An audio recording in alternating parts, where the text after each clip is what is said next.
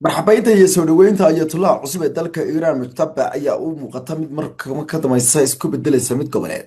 kadib markii dabaaldegyo waaweyn lagu qabtay wadamada caalamka sida lubnaan, suuriya, ciraaq iyo sidoo kale yemen iyo gudaha wadanka iiraan. ayatollah ayaa u eg in isaguna hadalkii ugu dambeeyey uu soo saaray guddiga awoodda badan ee wadanka ciraaq ka kacay ee loo yaqaano Battery Organization iyo weliba guddiyada kale ee ururka islaamiga wax iska caabinta ayaa iyaguna ku tilmaamay in doorashada ayatollah cusub ay dirayso fariin iska caad oo ku aadan in midnimada wadanka iiraan weli ay adag tahay muqadasna ay tahay, iyagoo sheegay in uusan ahayn hogaamiye siyaasadeed keliya laakiinse sidoo kale uu noqon doono hogaamiyaha diinta ugu sarreeya ayay yidhaahdeen ee laga weydiiyo wax marka ay noqoto go'aamada masiiriga ah ee ummadda caalam islaami ee ahlubeytka ayay ku yidhahdeen warka qoraalka. casayb al ahli al xaq qolada loo yaqaano iyaguna kamida guddiyada ayaa sheegay inay tan midda kale cadeynaysa ay tahay in weli tiirarkii waaweynaaye ee ku taagneyd islaamnimada wadanka iiraan iyo sidoo kale in ay door wanaagsan ay ku leeyihiin lafdhabarta ay yidhahdeen ururada wax iska caabinta ee ka dhanka cadaawada kala duwan inay soo dhaweynayaan. ururka kale kataib xisbullah ayaa iyaguna ku tilmaamay in doorashada iyo weliba markaasi darajaynta ayatollah cusub ee wadanka iiraan ay muujinayso waxa ay ugu yeedheen markaasi guul aada u xogan. saadiq larajani oo ah madaxa guud ee ururka awoodda badan ee isaguna ugu sarreeya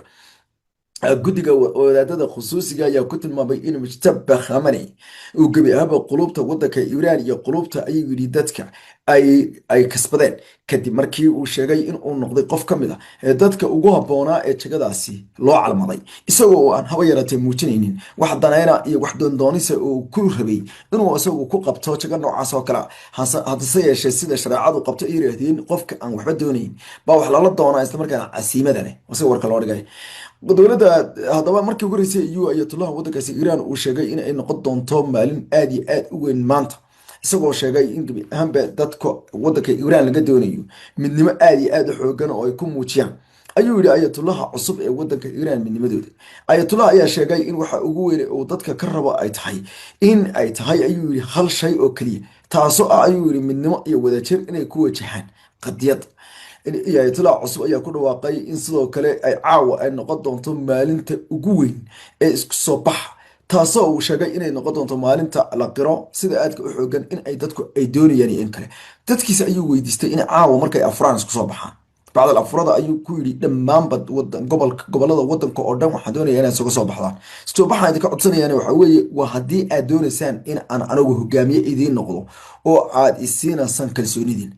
wuxuu yidhi haddii aad isku soo baxdaan oo isku soo baxaas aad muujisaan kalsoonidiina ayaa ii muuqata inaad siiseen. sidaa daraaddeedna wuxuu ka dalbaday ama uu ka codsaday in ay dadku muujiyaan isku soo bax salmi ah iyo weliba mid ballaaran, isla markaana magaalooyinka wadanka oo dhan in la isugu yimaado inta lagu guda jiro, taasoo ka dhigan markaas iyadoo wadanka ay duqeyno ka socoto haddana inuu doonayo inuu tijaabiyo bal rabitaanka isaga loo qabo iyo weliba taliska wadaadadu ay xukumaan ee islaamiga ah inuu yahay mid weli ay dadku yuhuun iyo niyad u hayaan iyo in ay gebi ahaanba dadku ka cururaqoobeen si loo kaso. waxaana tani ay muujinaysaa ayaa lili codayn dadban oo markaasi lagu dooranayo inuu ka wado dadka ayuuna warsaday in gebi ahaanba ay saa sameeyaan. durba waxaa bilowday in kumanaan iyo kumanaan kun oo sawiradiisa la daabacdo, taasoo dadku ay ku muujinayaan ayaa la yidhi taageerada. waxaana la sheegay in istajudha la afro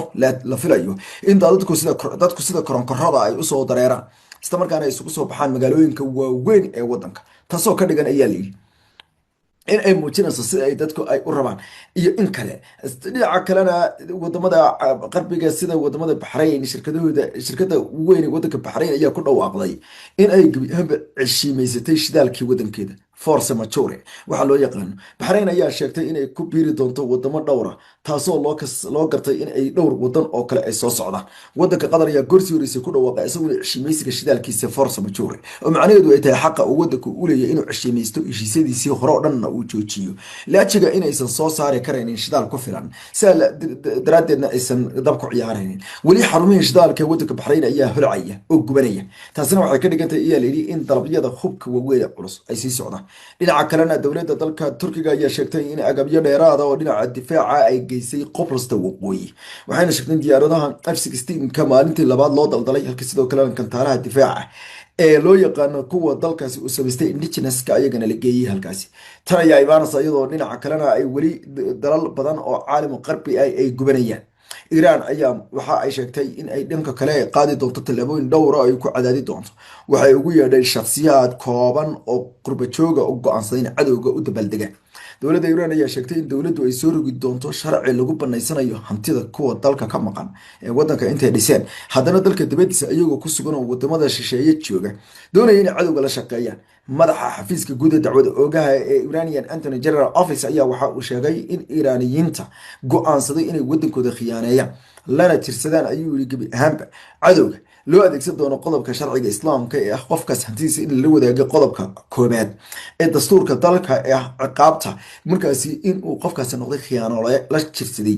taliska sahnooniyadda ay yiraahdeen kaasoo ah cadow wadanka oo soo jireen kuna qoran dastuurka dalka in uu yahay cadawada tirarka ugu waaweyn qof kasta oo la jirkiisa noqda kuwaasi waxa uu noqon doonaa gabi ahaanba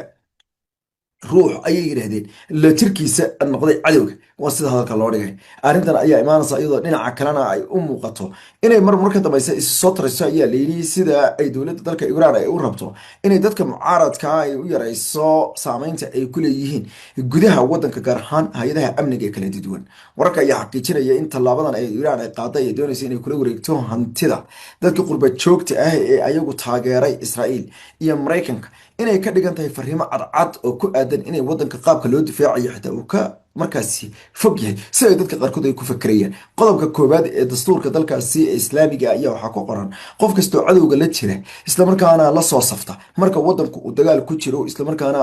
cadow xarbi ah oo wadanka kasoo horjeeda in loo adeegsado isla qodobkaasi article 1 isla markaana lala wareego hantida uu ku leeyahay dalka gaar ahaan maguurtada ay ku jiraan beeraha dhulka iyo sidoo kale gaadiidka iyo xataa guryaha dhisan waana taanta Iiraaniyiintu ay ka hadlayaan dowladda Israa'iil ayaa iyadana sheegtay inay isku dayso xakamaynta dab aad xooggan oo ka kacay magaalada Haifa gaar ahaan meel ku dhow saldhigga ciidanka badda ee dalkaas waxayna sheegeen inay saacadii ugu dambeeyay dabdamisyadu ay qulqulayeen si ay u xaqiijiyaan bal xakamaynta dabkaasi xalay oo dhan waxaa lala tacaalayay dab aad xooggan oo ka kacay dhulka hoostiisa meel ay dadku ku jiraan bankarka meelaha loogu talagalay in laga gabado gumciyada hubka gaar ahaan plastic missileska iyo agabyada kale ee dalka Iiraan ay soo tuurto dowladda boqortooyada Sacuudi Arabia ayaa iyadoo qiratay inay ku socoto duqeyn aan kala go'an lahayn kadib markii ay dowladda Mareykanku ay shaacisay qofka toddobaad ee askariga inuu ku geeriyooday goorsi horisay waxa la ahayd haddana Sacuudiga ayaa sheegay inaysan yaraanin gantaalaha dhinaca Iiraan ka imaanaya iyo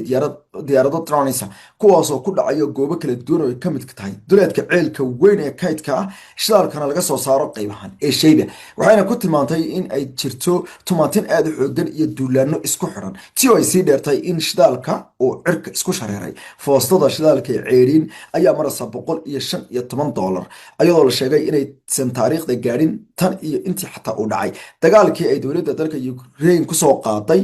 ama dowladda Ruushka Ukraine ku soo qaaday waxaana la filayaa in ay sii socoto ilaa $150 ay cagayso xilli sidoo kalena dalka isku tagay Imaaraadka Carabta isagoo uu mudanayo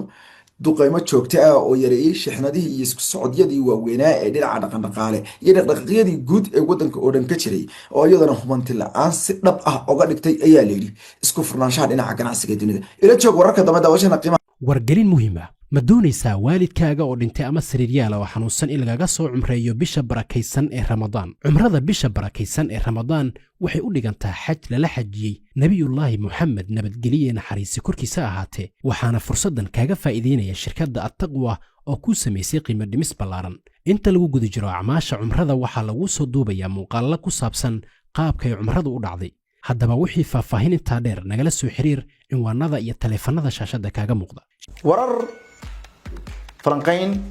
xogaha ugu dambeeya xaqiiqooyinka fahamka heerka sare ee wararka diblomaasiyadda caalamka iyo waliba dhacdooyinka ugu dambeeyay dunida